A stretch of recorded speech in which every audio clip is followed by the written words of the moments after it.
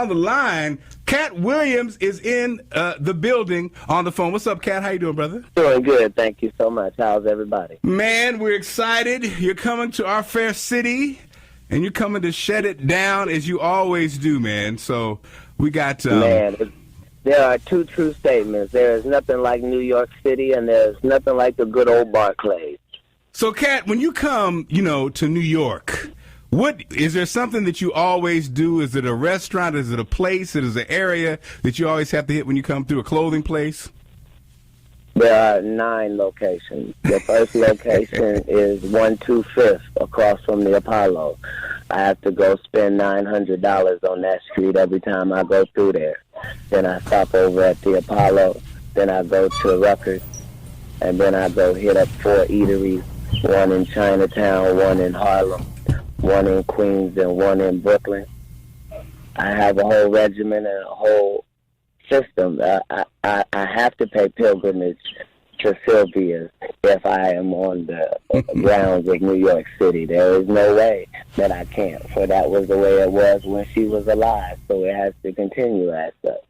Wow, I love it, man. I love it. So, Katt, you really, you take away the smoke and the mirrors, you really are a thinking man's comedian. Do you think people realize remember, that? if you take the smoke is for a reason. The smoke is for marijuana. The mirror is because I'm only paying attention to me.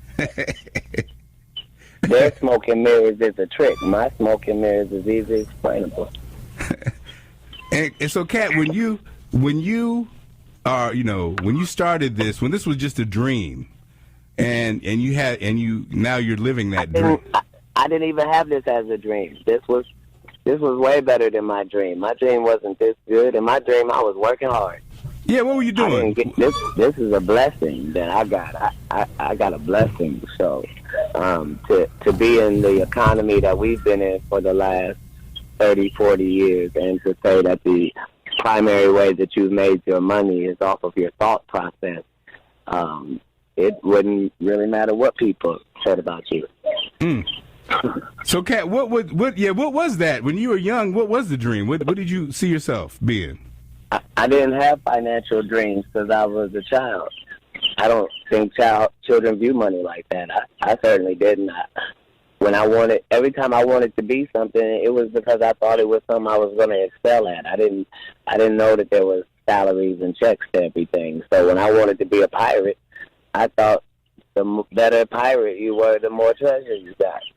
I didn't understand. So when I was watching television, I understood it was television, but I thought it was real and that we were seeing into real scenarios. And that, so, when we are a child, that's why God loves babies and fools. Because sometimes you got to be smart enough to know you're not very smart and try to learn as much as you can. I hear are those birds in the background? Maybe you chilling somewhere? I'm always chilling somewhere, sir, even in the hood. What advice? Look, man, I'm going to my questions, Katt. What advice would you give? What advice would you give the young Katt Williams?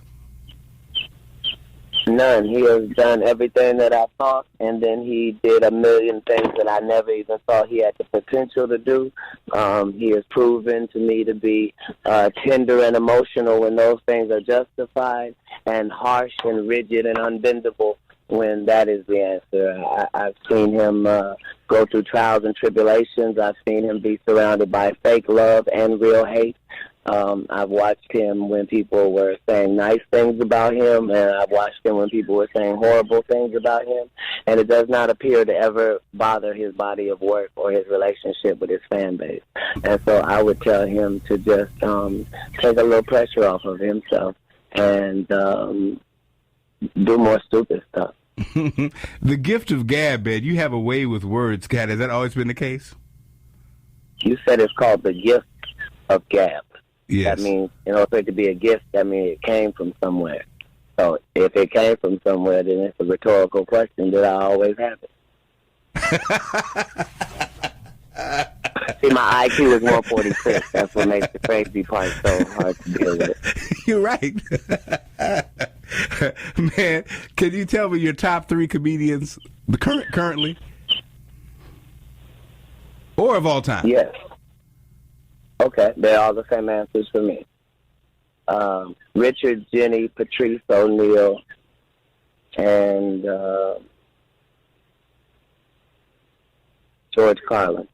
Wow. And it's interesting because I heard Ari Spears, he also gave love to Patrice, man. What was the thing? What was it about Patrice that made it special for you? Is that some of us knew he was an angel even when he was alive. Hey, man, Katt, I'll tell you what, I would love to interview you in person, but this has been great, man. Thank you so much. You made my night. Well, thank you to the good people of New York City. It is always a pleasure as an artist. I can remember coming to New York City and praying that it would be 30 people in one of them small clubs that would last.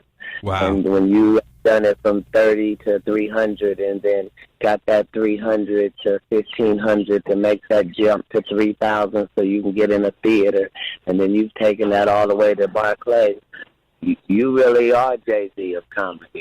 You really are him. And so it doesn't really matter what they say. All press is good press when you're the best.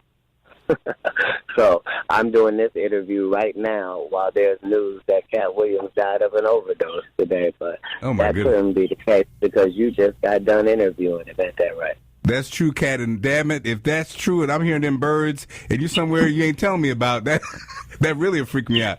But, man, thanks so much, don't man. Worry, I don't imagine they got birds in heaven, do you? And if they got them down under, they all cooked chickens, ain't they? Katt Williams joining us. If you want to see Katt Williams at the Barclays Center, hit me right now, 855-718-1039. We'll take the first caller. Katt, man, hey, man, we love you, man. Look forward to seeing you. Be safe, all right?